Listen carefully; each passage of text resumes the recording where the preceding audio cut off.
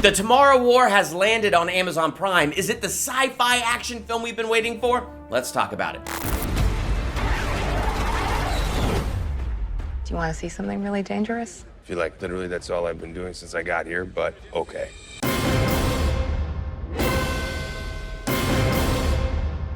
Welcome to Durbania. I'm Durbin, and this is my spoiler talk review for The Tomorrow War with Chris Pratt, J.K. Simmons, so many great actors in this movie. Is this the sci-fi action film that we've been waiting for? I'd say yes, and I'm gonna give this movie a B+. Overall, I think it did a great job drawing me in and then doing what it's supposed to do. It's an action-packed sci-fi film. It's just supposed to be purely fun and purely entertaining, and it had just enough heart, it had all of the action and the entertainment that it really did draw me in. It held my attention beginning to end. So this 4th of July weekend, if you're just looking for a fun movie to watch while you're having a barbecue with friends and family, I think this is a great movie to put on and enjoy. In fact, I wish it opened on the big screen. This is a movie that I would love to have experienced on the big screen, but I really did enjoy watching this at home. I had a lot of fun with this movie. So first you got Chris Pratt. And if you're a fan of Chris Pratt, then you're going to be a fan of his character because he's just being Chris Pratt. And then when you meet him and his family, they set up just how much he loves his family. So much so that it's like, this is going to come into play. In fact, since we're dropping 30 years in the future, his daughter is about 9 years old. Yeah, okay, he's going to end up working with his daughter in the future. And boom, that is exactly what happened. It was a wee bit predictable, but they did a really good setup to it, and they did a really good job with it. They also established real quickly just how much he hates his father, which I think is establishing the theme of the film, which is second chances. And I think they do a good job with that because they do it on this big level, like for the whole planet to have a second chance, but they also establish this theme on that personal level for Chris Pratt to have a second chance with his daughter, a second chance with his family, but also a second chance with his father who walked out on him and left him. So I think overall they really do a good job with that theme. Now, anytime you do a time travel movie, you do have this great big paradox issue. 30 years in the future, we are fighting a war. I found myself, when the portal opened on that soccer field, and you have all the soldiers like walk through that portal, I'm just like, hasn't all history just now changed? So the idea being that the Earth's population is greatly decreased in 2051 because of this alien threat. They don't have enough people to fight. So now they have to send soldiers into the past to draft people to be soldiers to come and fight in the future just so that they can have the numbers up. I thought the concept was really kind of interesting. So they put this little thing on their arms and then they were sent into the future for a week. And what's interesting about it is the idea that these aliens, they fight, they eat, they go do their thing for 6 days, but they rest on the 7th day. They call it a Sabbath. Sabbath was made for man. But I thought that was a interesting concept. And of course, Chris Pratt's gonna get drafted, he has a military history, and then of course, he's the father of the girl who's, trying to come up with the formula to poison all of these alien creatures and destroy them all, like, in a really quick manner. So, like, they recognize that when he gets drafted, and he's called into that office. It's interesting how they tell him he's gonna die in the year 2030, and then they don't tell him how he's gonna die. But this goes all back to my paradox thing that I was talking about. The very act of soldiers appearing on that soccer field and interrupting that game, doesn't that change the past? The very act of telling Chris Pratt his character will die in the year 2030, so he's got 7 years left to live, doesn't that very thing change the past? And now you have all these people that are rioting because they go, what's the point? And so here we are on Earth in present day, and a war hasn't even started, but people are living in utter discouragement at the future. One of my favorite scenes, Chris Pratt as the science teacher is trying to teach his class, and they're all not interested because they're saying, what's the point? We know the future. So why do we need to go through this? Why do we need to learn anything? Another thing that I loved is after Chris Pratt is recruited, we meet this character, Charlie, and I love him because I recognize him as Veep, and he plays this character called like Richard Splett. Saw the bat signal, dynamic duo came in, Batman, Boy Wonder, young lady Wonder. Yep. And he just took that character from Veep, and played it again right here in this movie. Sorry, when I'm nervous, I talk. I'm like a 97 on the nervous scale. But it fit. In fact, Charlie had this kind of innocence about him. It just connected me to him right away, and I didn't want anything bad to happen to this character at all. But then eventually they separate Chris Pratt from him because he does end up meeting his daughter, who was like the commanding officer and helping him get through that first initial attack when he landed, and they were trying to rescue an entire science team, which they were too late for. But that whole action sequence and actually seeing these alien monsters for the first time was pretty cool. I thought the design of the creatures was pretty slick. I seriously cannot stress enough that I didn't expect a lot out of this movie. I just went in to have fun with it, and I got what I wanted, which was to have absolute fun with it.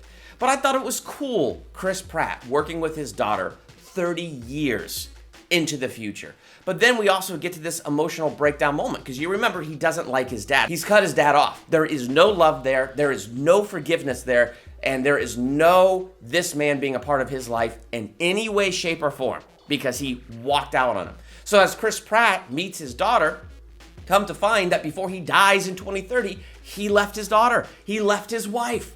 And part of it was that ambition. My life has to mean something. I'm supposed to be here for a purpose. And so in striving for that purpose, he missed his purpose of being there for his wife and his daughter. I don't think she was supposed to tell him all of this because, again, paradox, okay? They're worried about paradoxes like, don't tell him how he died. We could tell him that he died in 2030, but we can't tell him how. They're worried about that paradox, but they're not worried about the paradox of traveling back to the past and how much that changes everything. But that's one of the things that I think brought this movie heart, because it is about second chances.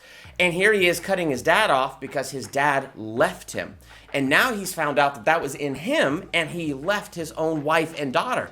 Now he's got to deal with that, and he wants the ability to go back and have a second chance and make things right and never ever leave his daughter. I thought that was an interesting concept that gave the theme of this movie some more heart. The scene where his daughter dies in the future, like that moment where she's falling down into the water and there's all of the male creatures and they're rising up to try to go and save their queen. And as she's falling in slow motion, Chris Pratt is falling in slow motion, and then he's caught up in the wormhole in the vortex and goes back to the present. It's like this incredibly intense scene.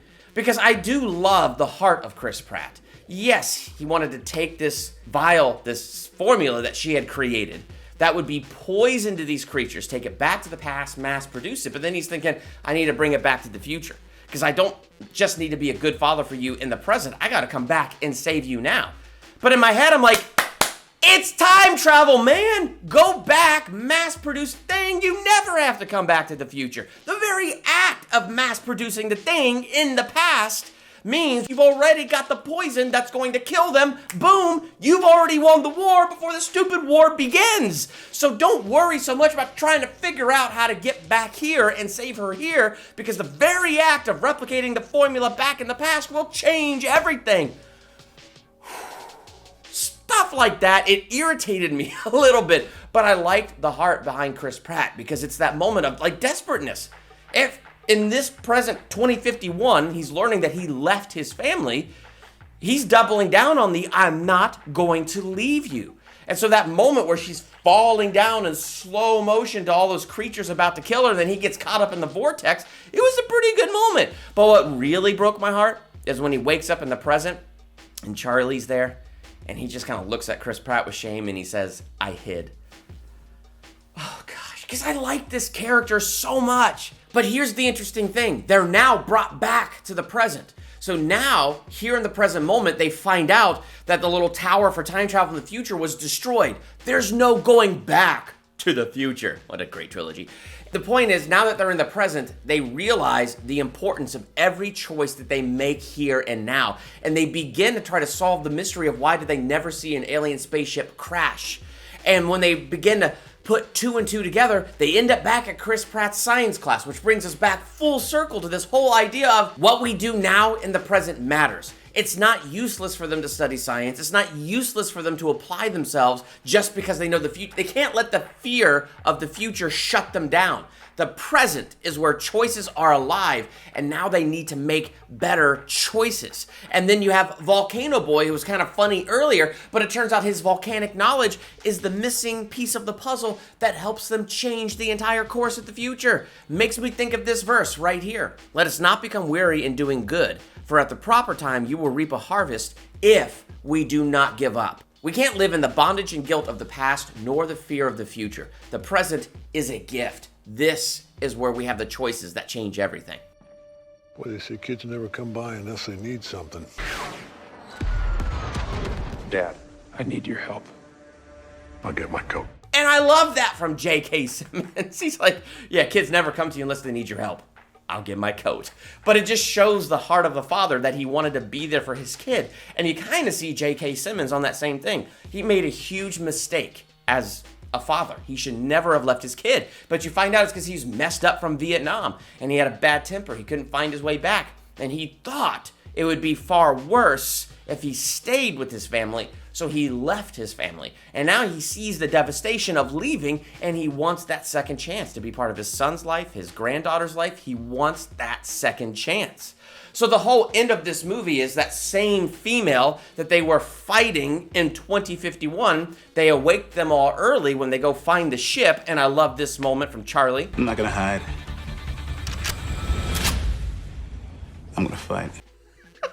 I mean, again, it's not just the lines. It's his delivery of the lines. It's not even loaded. Yeah, well, yeah, it's not loaded. It's a pressurized cabin. Why would I load it in the cabin? The bullet goes in thing and everybody's sucked out. And it's like, I'm so happy for him because he hid in 2051. He's like, I'm not doing that again. And he didn't. He fought honorably. That was his second chance. So I loved that whole theme coming into play. But then you have J.K. Simmons and Chris Pratt taking on this female queen. I loved how J.K. Simmons cut his hand so he'd bleed. The thing smelled the blood and was coming straight for him, and he was going to sacrifice himself for his son. He was saying his apologies that I wasn't there for you. And then Chris Pratt just out of nowhere jumps on, grabs a hold of the thing's neck and slits its throat, shoves the poison in its mouth, and changes the entire future. Oh my gosh. But it was brilliant because Chris Pratt saw his daughter's future. He saw the death she was heading to, and he did everything he could to redeem her from that death, to have that second chance to be a good father. Then he forgave his father and gave his father that second chance to be in his life and to be a grandfather to his daughter. And so he changed all of history. And I think about it with Earth and reality in our time right now. We were given a second chance. Without Jesus, we were all like Chris Pratt's daughter falling in slow motion into the ocean of monsters that were going to consume her.